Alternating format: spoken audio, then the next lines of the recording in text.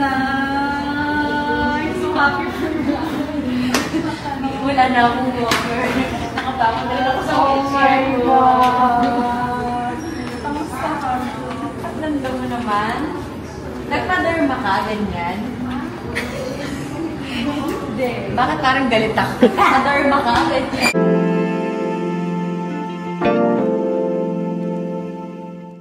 Masayang ibinahagi ni Angelica Panganiban na finally ay nakabangon na siya at nakakalakad na kahit walang walker. Bago ang lahat, huwag niyong kalimutang mag-subscribe at pindutin ang notification bell para maging updated sa ating mga susunod na videos.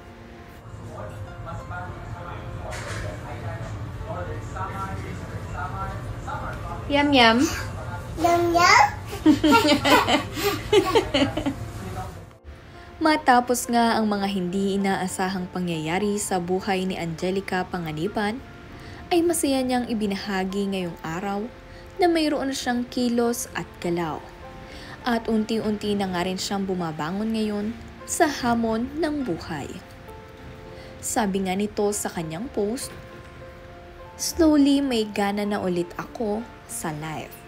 Salamat sa support at Posh Nails. Dahil sa kanyang bagong fresh nails. Dahil dito ay nagkakaroon na muli siya ng self-love."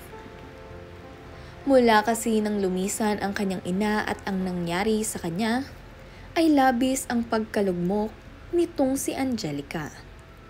Sunod-sunod nga ang mga hindi magandang pangyayari sa kanyang buhay, kaya naman labis talaga itong na-down.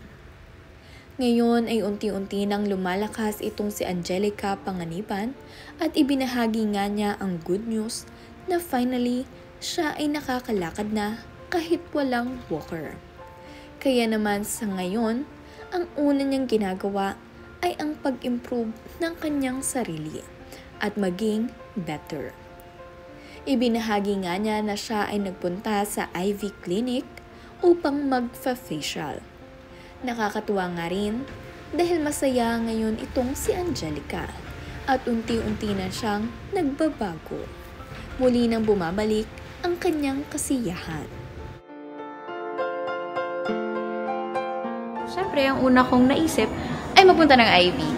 So, ako ay nagpa Beverly Hills lift at Derma-V. So, yan ang mga ginawa ko for skin tightening para kahit na hindi nakaka-workout, tutulungan natin yung skin natin na hindi magsag. So, ayan ang aking mga pampagandang ginawa. Nakasabay nga rin ni Angelica ang kanyang kaibigan na si Kay Abad.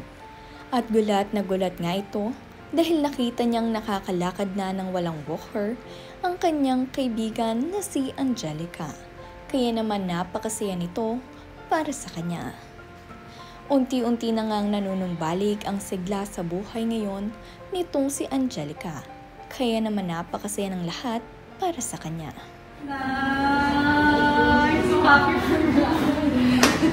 Wala na akong walker. Nakapapon na ako sa wheelchair ko.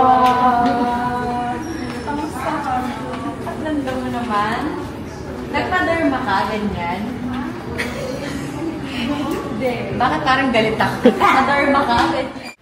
Nakakatuwa nga rin dahil napakaraming mabubuting tao ang nakapalibot dito kay Angelica at ang kanyang mga kaibigan na laging nandirito sa kanyang tabi upang siya ay samahan at pasayahin.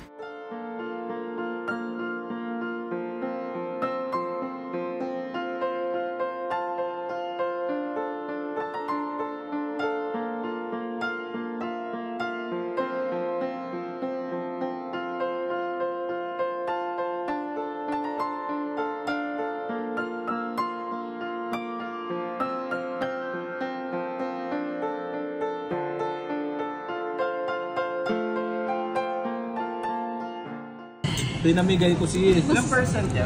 Daming maliit, bad shape. Baka naman. 3,000 lang. This is DPI, naku naman.